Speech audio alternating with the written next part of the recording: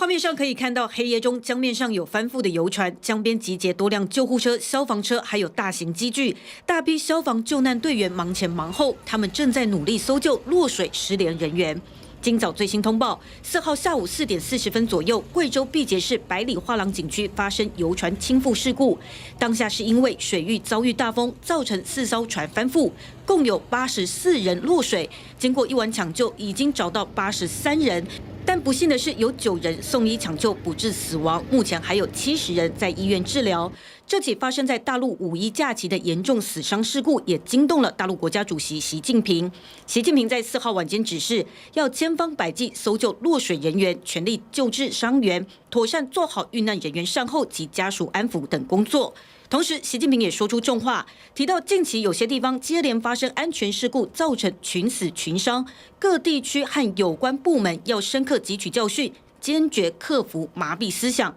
那么这起客船翻覆事件，初步调查虽然没有超载，但有消息传出，现场工作人员并没有要求每位游客依照规定穿上救生衣，而且贵州气象台在事发之前就已经发布强对流黄色预警。客船业者管理是否有疏失，是接下来的调查重点。以上是最新讯息。